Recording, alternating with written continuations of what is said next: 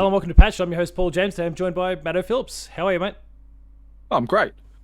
We- Just jolly old great. Well, it's always a good time when we're... Look, I love PlayStation.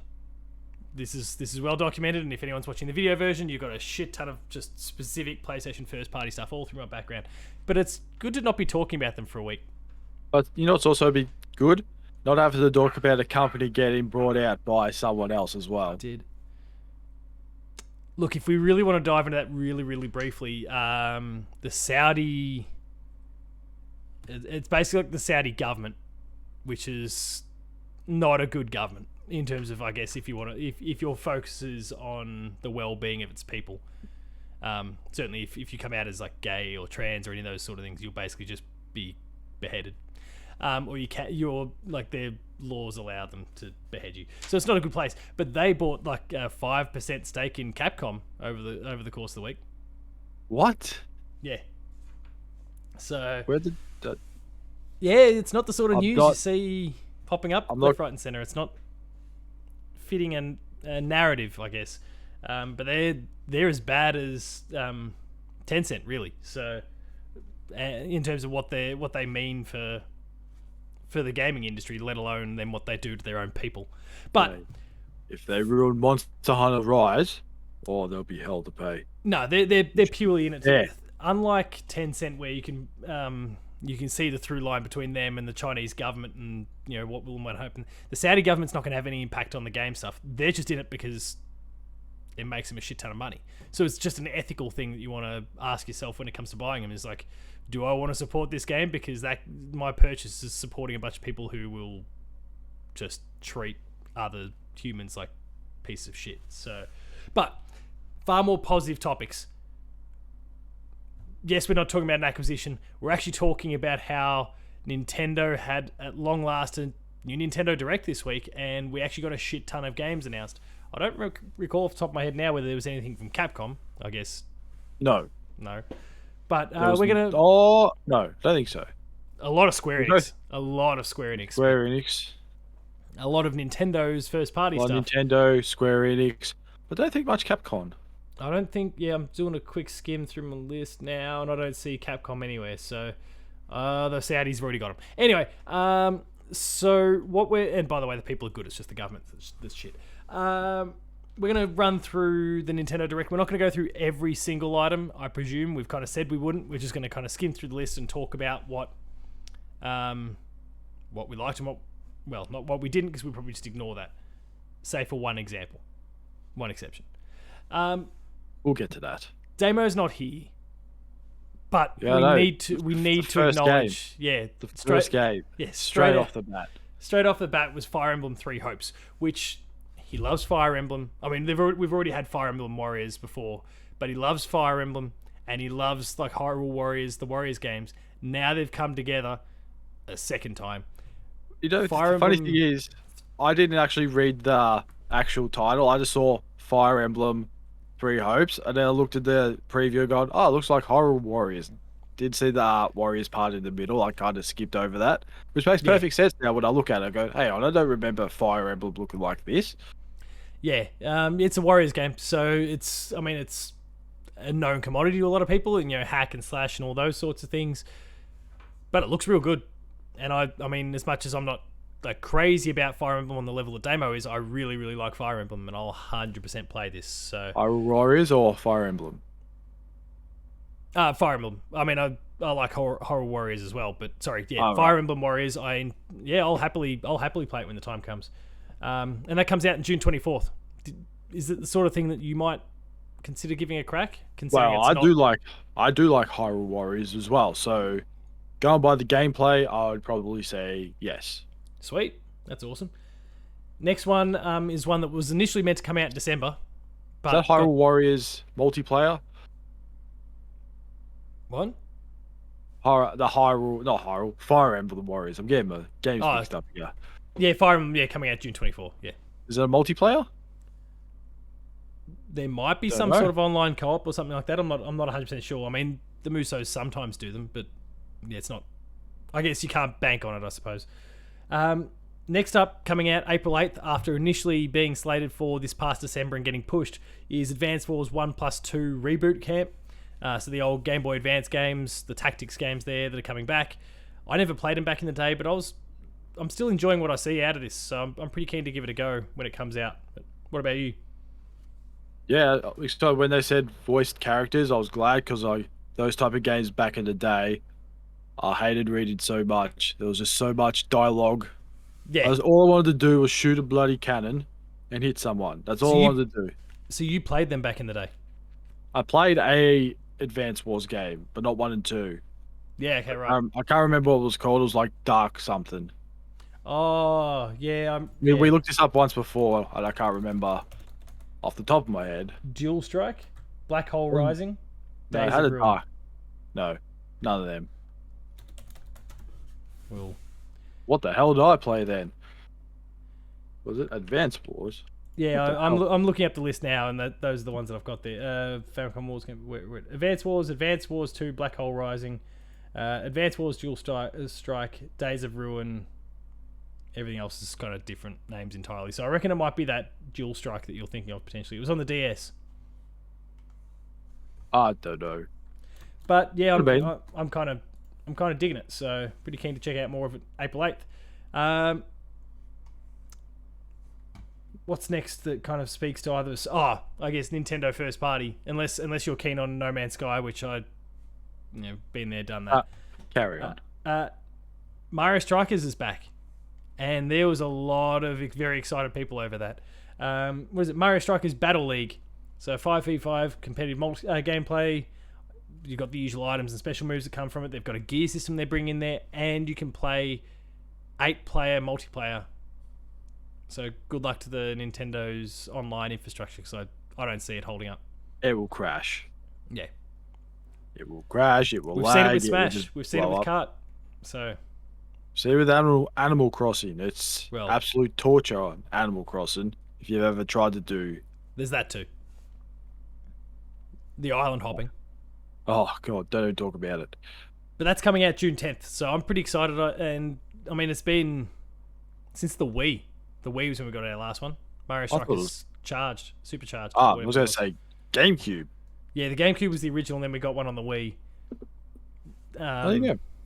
And then it kind of fell off the radar. Apparently, Nintendo wasn't happy with how I think in the Wii one, the characters were kind of portrayed. They're all made to look a little too unhappy and violent for their liking. Like, it wasn't violent, but like they looked, that those angry looks and those sort of things was something Nintendo didn't like. But they're back, and they're still kind of retaining that from what we can tell. So, say what? Mario Kart's not violent? Yeah. I mean, have you seen the Luigi death stare? Come on. Yeah. Everyone knows the Luigi death stare. It's one of the best parts of Mario Kart. More on that soon. Splatoon 3 still doesn't have a date. It's coming out sometime in winter in our hemisphere. They showed off the new Salmon Run mode. I didn't actually end up playing, despite being pretty excited for Splatoon 2. I didn't actually play it. I've played the original, really enjoyed it, was really keen on the second, and things just didn't work out. So the campaign that they added, this Salmon Run co-op thing that's kind of almost like Horde style in some ways, it looks good. I just hope that I actually play it this time. Doing it for you at all? Not really. Nah. Sweet. Just, I don't know why. I think we can breeze through Front Mission 1 and 2. We can probably breeze past Disney's Speedstorm, but Well, just with Speedstorm for a second. If you ever play the game, all those characters there, that's what Disney used to be like. Just all those forgotten characters because Marvel and Star Wars came and just squished them. Yeah, that's true. So the next one is one of the more heavily discussed announcements from the Direct. Star Wars The Force Unleashed, which was an excellent game on the PS3, 360, but also the Wii, is coming to the Switch. You think, oh, okay, great. Like, it's kind of a remaster of the best possible version, but it's not. It's not. It's, I guess, a remaster, but it's a remaster of the Wii version, so it was already a generation behind. Obviously, it had the motion controls, and that's something that you think is going to be leveraged here with Chrome, and damn it, I've just gone blank on the studio that is working on the new KOTOR. Aspire. Like, those two are coming together to bring this one to the Wii. From the Wii to the Switch, but it doesn't seem to be getting a huge amount of love. It just looks so bad. Look, I will say, Force Unleashed was pretty good on the Wii back in the day, but you've done nothing to it, so now it kind of looks a bit shit. Outdated. Yeah. It looks like, what would you say? When did it come out? 2009, 8. 8, yeah, 8. So yeah, it's the 2008 look, and no one likes the 2008 look. No one does. No. We can breeze past Assassin's Creed, SD Gundam Battle Alliance, whatever that is. One that I need to address briefly. I know you're a big JRPG guy, but Chrono Cross, so the sequel to Chrono Trigger, it's an excellent game, but the lesser of the two, is being remastered and brought to the Switch, but also, as we've learnt, PlayStation and Xbox as well, April 7th, and it's what do they call it, the Radical Dreamers edition, which I don't know, like the Radical Dreamers is like some text-based kind of little spin-off to the whole thing that was Japan only, that is also going to be coming across somehow. I'm not 100% across what that whole thing was. In fact, didn't even know it existed until like last year. But that's... I'm really excited for that. April 7th, it's not the best time in the world considering there's still lots of big AAA titles that are brand new that are coming out, but we'll find a way. And now the next one. I think most people's highlight, for all the wrong reasons, is Mathful Mode. I mean, sorry, Kirby and the Forgotten Lands, or whatever it's called. People have been losing their shit over this Mouthful Mode. What did you... What I don't think I've seen you mention anything anywhere on the internet yet about Mouthful Mode, unless I've just blinked and missed. No, I haven't, because I only watched the directs in the last 2 days, and yeah, okay. I was seeing all the pictures of that. People like doing here's the VLC. Yeah, the VLC icon and all that. I was like, what the hell's going on? They'll watch it, and honestly, I was laughing through the whole thing because it was just so stupid. Yes, I think it just what you think Kirby couldn't do, can do. Just the car, the cone, the vending machine, the scissor lift. The tire one was the real worry. The one that then basically just makes it look like just a big hole. Yeah. And of course, I've seen since then that like people have turned him into a condom and all sorts of stuff as well. So it's gonna get bad.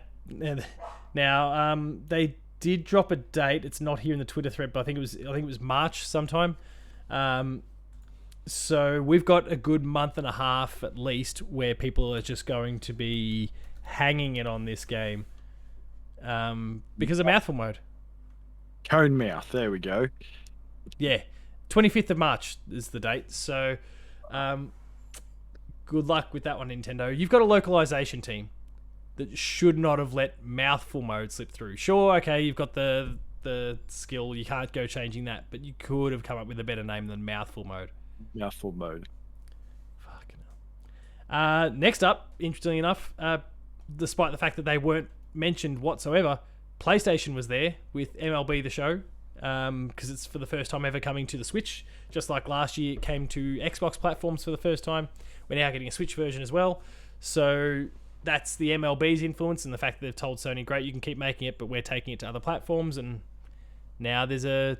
But also, the biggest baseball star is Japanese. So why not get on board? Get it on Nintendo. Yeah. He was like the MVP. He was like the MVP last year in the MLB. Right, I had no idea about that. Yeah. Like I saw a couple of guys of some form of Asian background, and I was like, okay, I guess this is because it's a Nintendo thing that they might try and elevate some of the faces that are from kind of their sort of background. I didn't realize that like the MVP is actually he's a big deal. He's a big deal. I could be lying on that too. No, but no, I'm very certain he did win the MVP last year. Yeah, right. Cool. Yeah. That is awesome. But yeah, I had no idea. And yeah, PlayStation fans, didn't hear one complaint from them about it being on Nintendo. No, nothing. It's only about Xbox. That's all it's about. And even then, I think when it got announced for this year, I think everyone's gone, oh, yeah, of course. Right, fair enough. Like, day one release, MLB. Oh, yeah. Guess what, PlayStation? Do you get day one release? No, not on your little PS Plus. No, you get nothing. Yeah, I mean, look, I don't care about MLB, but when this Spartacus comes out, MLB better be a free game because you can't have this online service going head to head with Game Pass and have a PlayStation exclusive free on Game Pass while it's not free on PlayStation. That would be crazy. And at the same time, it's also coming to Switch. Like, anyway, Klonoa's coming back. They're bundling up the first 2 games. It's coming July 8. Klonoa was big back in the PS2 sort of era, but I never played any of them. Did you? No, never knew it was a thing until they announced it's like, it's coming back. I thought, what's coming back? Just looks like a rabbit. Cat rabbit. A rabbit with a hat with a Pac-Man sticker on it. Yeah. I didn't really know too much about him, but Portal? You a Portal fan? No. I was going to say, is this just the 20-year-old fault? Is it just getting all these games from 10 plus years ago? 100%. Like, the Switch is good for that. Like, let's fill in the gaps between big AAA things, or like big Nintendo published things, by filling it with remasters and ports of games that you enjoyed half to 10 years ago. On other consoles and put it on this console. Yeah. Yeah, whatever. Do what you like, Nintendo. No. Though I won't play it there. No, me either. Live Alive or Live Alive? I don't know. It's apparently a very famous game back in Japan. Like famous RPG back in Japan that I'd never heard anything about, but it's getting the Square Enix 2D HD or HD 2D treatment. Does look pretty good, and it's coming out in July. So I don't know. Stay tuned to a bit more of that, but I had no idea. I knew nothing about it. I assume you were about the same. Yeah, about the same. I figure it looked interesting, but at the same time, if it's anything like Octopath Traveler, I'm still playing it. I haven't got too far, so it's probably the same thing. More on, I guess, 2D or HD 2D and Octopath Traveler style things shortly. Nintendo Switch Sports was a big one. I tweeted out the moment this was announced, like, look out, within the first week, that game will be in the top 10 selling games on the Switch. And it'll stay there. And it will stay there. Even better thing, the best thing about it is we get a trial this week of some of the games. Oh, yeah, that was this week. Yeah, I'll have to... Yeah, 18th to the 20th. For Player 2 Plays. Yeah, that'll be pretty cool. And, look, I really enjoyed Wii Sports back in the day, as I think everyone did. Even if you were a kind of more hardcore gamer, Wii Sports was one of those ones that you could pick up and play and have no problems with anyway. But I think everyone back in the day just got a Wii just to play Wii Sports and nothing else. Oh, for sure. Yeah. Yeah. It's even better where they've got some new games in and bringing back some of the old ones. Yeah, so we've got tennis, bowling. Golf will be there eventually. Yeah, and Chambara or Chambara, which is basically just the fencing from Wii Sports Resort. But then, yeah, they're adding soccer, badminton, volleyball, and then, as you said, golf is going to come later on, and hopefully more. Like that's something that they didn't do with Wii Sports or Wii Sports Resort, but hopefully they do continue to add more. Not just bring back old ones like golf. Bring me some archery. Yeah, I mean, if they can bring boxing back, like that'd be great as well.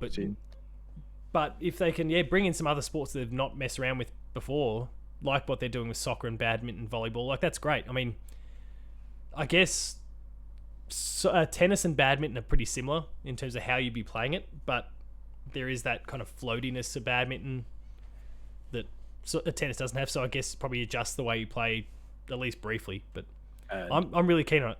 And it'll be the return. Well, not this time around for. I wrote it down somewhere. Hang on. It'll be Switch Sports Injuries, which, if anyone remembers the Wii, the old Wii shoulder from playing, try to hit an imaginary tennis ball too hard, which didn't really matter. Broken TVs as well. Broken TVs, broken lights. Like that could come back, and I mean, or flying controllers. It's a bit more of a task to get a wrist strap going with the Switch, because you've actually got to physically attach an extra thing that has the wrist strap before you do it. And I'd imagine most people are like, okay, I'm going to play Nintendo Sports, what's it called again? Nintendo Switch Sports. You're gonna try and dig one of these out? No, you're just gonna pop the Joy-Con off, stick them in your hand, and off you go. So yeah, good luck, Nintendo. It's even better when you got two guys there just pretending to play it. Yeah, it was a pretty rough sort of demonstration. But It was such a Nintendo demo. Yeah, I think the funniest thing is like, yeah, I got my Wish strap on. I thought no one uses that. No one used it on the Wii, mate. I would use it on the Wii. No, I was going to use it there. And you got one guy trying to be really serious, and the other guy on the left was just laughing. Yeah. All the way through. But I'm excited for it. Yeah, I'm super keen. Like, I could see myself spending a lot of time with it. And there's, multiplayer, like online multiplayer sort of stuff going on this time. So that'll... Oh, the bowling, yeah. Yeah, that'll really open things up a lot more than what the last game did. So, or, what the Wii Sports games did. So I'm really keen on that. Triangle Strategy was there. They announced a demo. I obviously referenced that because you mentioned Octopath Traveler, and this is the next game from the same team. And I mentioned it because, thanks to Nintendo, I am actually currently playing the game. Oh, wow. Yeah, so the game comes out in a few weeks. But if you want to get your hands on the kind of the prologue of the game, the first few chapters, you can actually do that through the demo, and your save will transfer over to the full release. So if you want to get started on it early, kind of enjoy what I'm playing at the moment, though feel free to do so, and then jump on it when the full release comes out. Cuphead was there, but it was just a trailer for the DLC. Something was nice for people who might have been a bit broken by Metroid Dread is that there's an easy mode, a baby mode coming in the form of rookie mode, but also... I'm too young to die. Yeah, on the flip side, Dread mode, where you can literally, like, it's one-hit deaths. When they first showed that, I was like, one hit and I thought, no thanks. I'll pass on that. Yeah, Dread was already hard. It was hard enough as it was, let alone try to do the whole game without getting hit. Yeah, good luck at the end. Oh, but yeah, good. I'm keen to see playthroughs for that. Like, that'd be intense. And they're adding a boss rush mode later on, which was cool. That's going to come a couple months down the road. Oh. They announced that one as well. So that's pretty sweet for those who just want to bosses and boss only. The JRPG fan in me, especially the Super Nintendo era JRPG fan in me, lit up when Earthbound was there. Then they announced that that it's coming to the Nintendo Switch Online. Then they announced that Earthbound Beginnings was there, and it was at that point where I'm starting to go, are we about to get like a Game Boy/Game Boy Advance Nintendo Switch Online announcement so that they can say, and Mother 3 is here too? And it didn't happen. Is that why Nintendo's been taking down all those Earthbound videos on YouTube? Oh, have they? Well, I think there was some guy who had all this Nintendo stuff, and Nintendo came in and just got it all taken down. Oh. Yeah. I wasn't aware of that. Nintendo being Nintendo. Well, Buddy Watson, you hit me up just after the direct and said, hey, you're going to do an Earthbound playthrough for Player 2 Plays. If you knew about this thing that had happened and you were trying to sell me up shit creek so that I'd get the Player 2 stuff would get ripped down, fuck you. No. No, Buddy definitely didn't do that. But maybe I'll do it at some point. I'll be pretty keen to do it, and if Nintendo takes it down, Nintendo takes it down. Oh, no. Take all that money from that video. I'll just do... Oh, yeah. That 10 cents. No, not 10 cents, 15 cents. Yeah. Here's one that, people have been speculating, but we're into the final couple of games here. Mario Kart has been a hot button topic a lot lately because there was a lot of speculation about a Mario Kart 9. And as it turns out, we're not getting a Mario Kart 9. We're getting more DLC to a remaster of a Wii U game. But it's a lot of DLC. 48 tracks, 6 packs of... Just everything from previous games. Just, you want this track? Well, here you are. Yeah. But like it's they're pulling from everything, so from Super Mario Kart through to Mario Kart 7, and then interestingly Mario Kart Tour, which is the mobile game that no one really wants to play because they're nickel diming you at every turn, and now we can just play a whole bunch of those levels the real way. Or is it the real way? Oh, they're gonna suck you in. Look, I'm sure they're banking on that a little bit, which is, that'd be a typical Nintendo thing. But, I'll enjoy. Like, I tried a little bit of Mario Kart World Tour when it first popped up on the App Store, and pretty quickly bounced simply because of how they were trying to nickel and dime all the time. So it'd be good to play some of these levels. Like the World Tour ones are actually more based around real world locations. Like there's, like I think the first one they said was it Japan or Tokyo something. They weren't shying away from it being a real world location, unlike Mario Kingdom or whatever, Peach's Castle or whatever it is. This was somewhere in Japan. I can't remember exactly the the title of the level. But like that's kind of cool, and like World Tour has taken us to places around Australia and that sort of stuff too over the journey. So maybe we'll get an Australian level in the game. Oh, that'd be cool. We dodge kangaroos. It'd be great. It'd be real life. I mean, let's just drop one from every continent at least amongst the 48 levels. That's not a big ask. Not at all. And then, I guess as a part of it, one of the things that Nintendo's been copping a bit of flack for since they announced the 64 games coming to Nintendo Switch Online is the fact that people didn't think that the value was all that great because you were getting 64, Sega, and then the Animal Crossing DLC. Well, they've gone and slapped the Mario Kart 8 Booster Course Pass in there as well. So you're now getting 48 tracks for nothing. I was there like, oh man, I got to pay $25 for 48 tracks. Like, oh, if you have the expansion pack in Nintendo's Direct, like, you get it for free. I was like, oh, well, I'll see you whenever the first one comes out. Yeah, it's next month, like March 18 or something like that too. So I'll see those 8 tracks. But, I guess I should shout out that it's actually really, really good value anyway. As you said, like, you're getting 48 tracks for $25, or I guess that's probably, it's $25 US, so it'll be a little bit... Over 2 years, so it's like 2 tracks a month. Yeah. If you really do the maths on it. And you're basically paying, again, if we're kind of trying to guess Aussie dollars, maybe that 25 becomes 35, 40 or something like that. You're still paying like 75 cents per track. Like, that's really, really good value. So stay tuned for that. And yeah, they're drip feeding it out, as you said, over the course of the next 2 years. So maybe in 2024, there will be a new Mario Kart game, and it'll have all new courses. It'll have to, right? Because everything else is in 8. Yeah. And then the final... Downloaded. Yeah, exactly. And then the final game to close it all out was Xenoblade Chronicles 3, which I mean, there was a lot of people kind of on the rumor side that felt like they were going to be there in some way, shape, or form, but people mostly thinking it might have been a port of the Wii U, like a remaster of the Wii U one, Xenoblade Chronicles X, because they've just been pumping out Xenoblade Chronicles all gen. They first kicked off with Xenoblade Chronicles 2. They then had a very meaty expansion for that that came out the following year.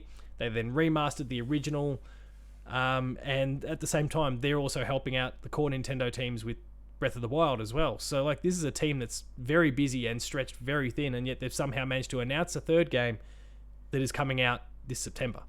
They didn't give a specific date, just September, but like, it's a really impressive feat, and they have not missed with the Xenoblade Chronicles game yet. Like, they are fantastic. So it was pretty cool to see.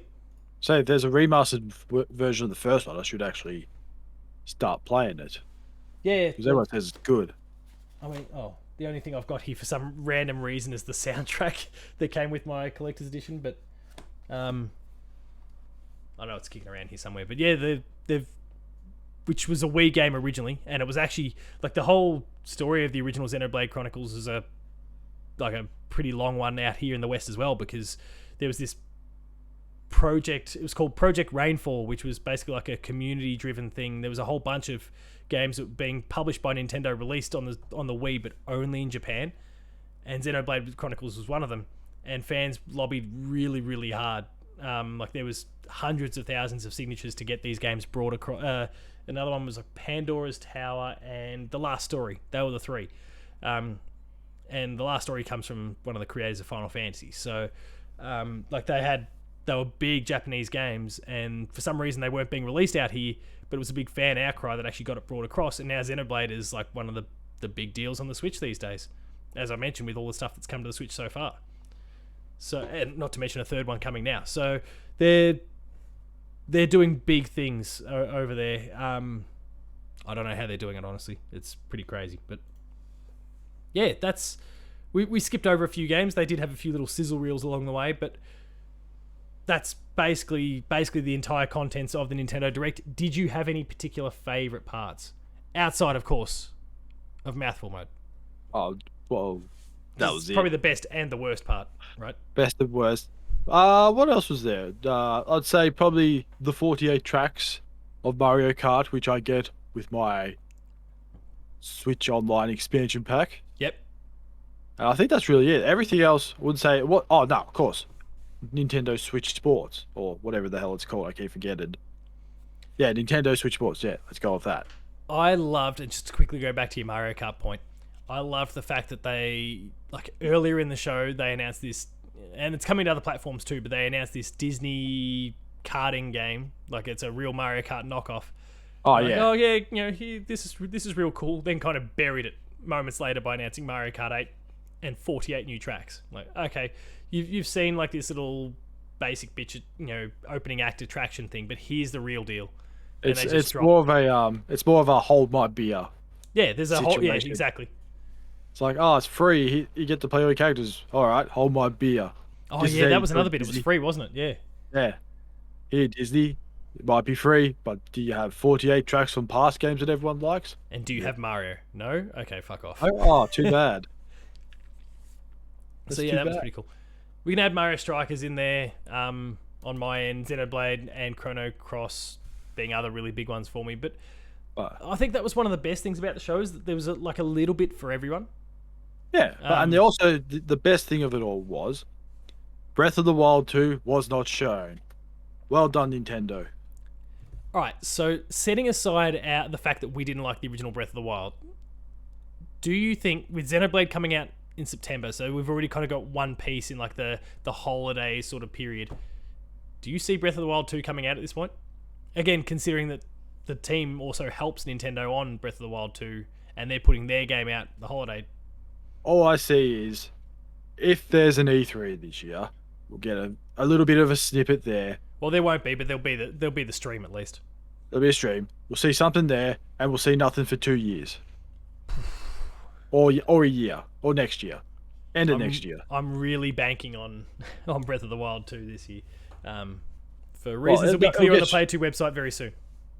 Who knows? Maybe they'll just do what PlayStation did with their launch and just go, right, send all the games out. Go, go, go, go, all go. Of them. Yeah, take all of them. And Nintendo, at the end of this year, right, all their first-party games, send them all out. Go. Well, Mario Kart's here. Xenoblade's here. Mario Strikers is here. A ton of Square Enix games are here. Splatoon's back. The Force Unleashed. What? Yeah, we'll move on from that one. And and then Full Zelda being the cherry on top. Fire Emblem, obviously, as well in the middle of the year. And of course, what is it? Mouthful mode. Kirby, yeah, mouthful mode. It's not called Kirby anymore. It's mouthful. Potentially the best mouthful mode game that we've ever seen. Best / Kirby game that we've potentially ever seen. Like, there's a lot of love for this game. It's pretty much Super Mario Odyssey with a mouth. Yeah. That's pretty much the way I see it. It's just the worst.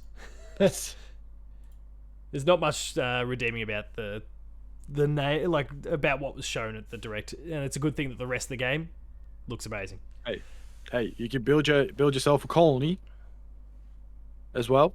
Let's not forget about that. But you can also suck up an entire car.